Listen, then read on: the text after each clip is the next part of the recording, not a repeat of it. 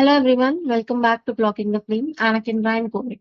I'm your host Gaganasri, and today's episode will focus on the potential role of Anakinra in treating long COVID. As we know, long COVID can cause a variety of persistent symptoms, and there's growing interest in whether targeting inflammation, especially with therapies like Anakinra, could offer relief. Today I'm joined by Aseema, a microbiology researcher with a focus on viral infections and immune responses. Welcome to the show, Aseema. Thank you so much for having me, Gaganasri. It's great to be here and discuss an exciting and rapidly evolving area of research like long COVID. It really is an important topic. To start, could you explain briefly what long COVID is and why it's still such a mystery in terms of its pathophysiology? Yeah, absolutely. So, long COVID refers to a variety of symptoms that persist or develop after the acute phase of a COVID-19 infection has passed. And some people experience these symptoms for months and even in some cases for over a year, even. So, symptoms can range from a lot of things like fatigue, shortness of breath, and joint pain to even more complex issues, cognitive impairment as well. And the reason it's still a mystery is that the exact cause of long COVID is not fully understood yet. We know that the immune system plays a role for sure, and there's a evidence suggesting that chronic inflammation is a major driver of the condition. However, long COVID appears to be multifactorial, meaning that there could be several mechanisms at play, including lingering viral particles, autoimmunity, or the immune system staying hyperactive after the infection is gone. And this complexity is why treatments are still being explored and why the research into therapies like Anakinra is so relevant right now. That's a great overview.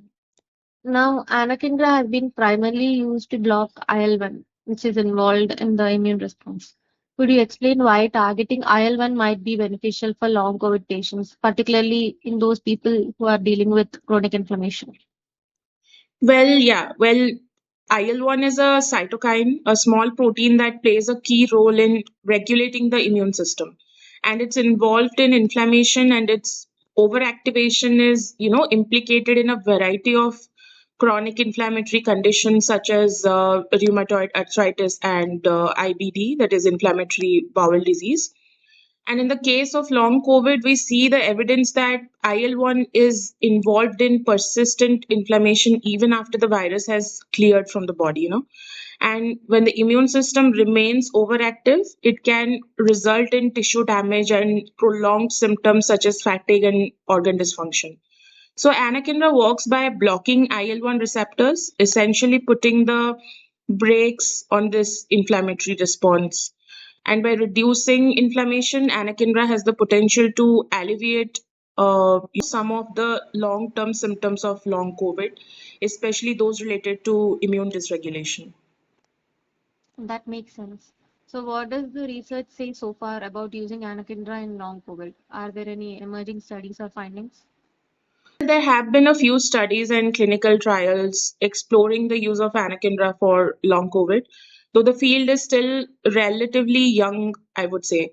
And some early findings suggest that Anakinra may be beneficial in reducing certain symptoms of long COVID, particularly in patients with higher levels of inflammatory markers like CRP, that is C reactive protein, and ferritin.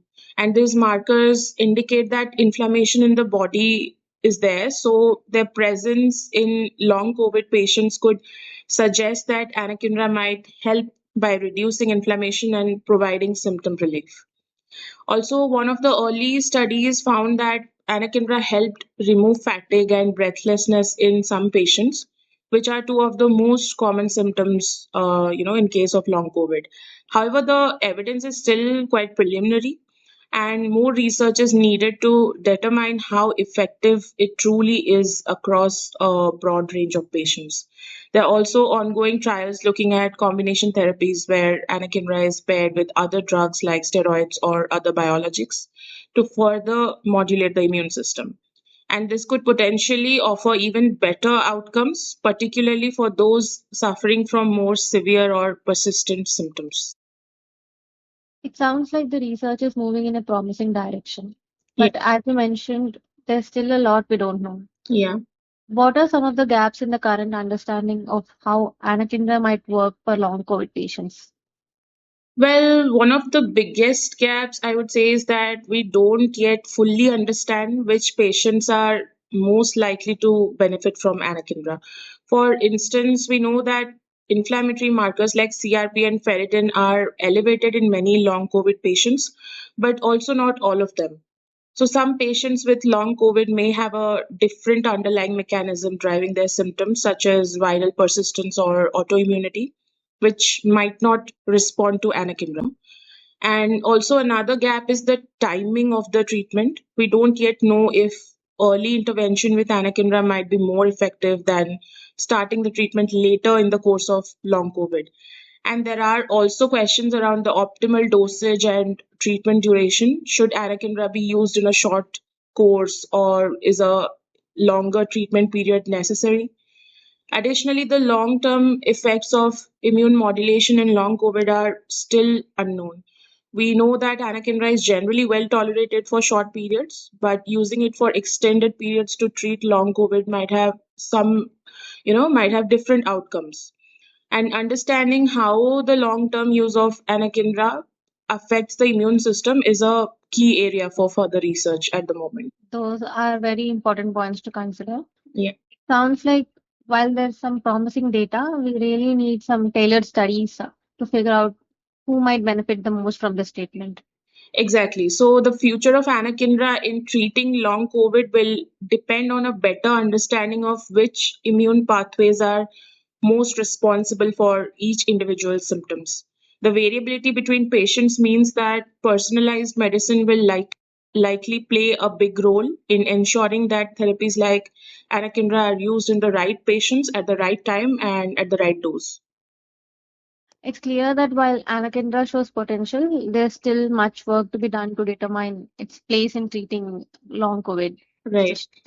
Thank you so much for your insights, Asima. It's been a Pleasure. pleasure discussing this cutting edge research with you. Thank you so much, Gaganasri. It's been great to discuss this topic, and I'm hopeful that as research continues, we'll have clearer answers on how to help those suffering from long COVID. Next time, we'll shift gears slightly and examine a specific set of symptoms, the neurological issues reported in long COVID. From brain fog to fatigue, what's driving them, and could IL-1 blockade play a role? And to our listeners, thank you for joining us on this episode of Blocking the Flame, Anakinra and COVID. Remember, while we share the latest research and findings, always consult a healthcare professional for any medical concerns. Stay tuned for our next episode, where we'll continue to explore important topics related to COVID-19, long COVID, and immune therapies.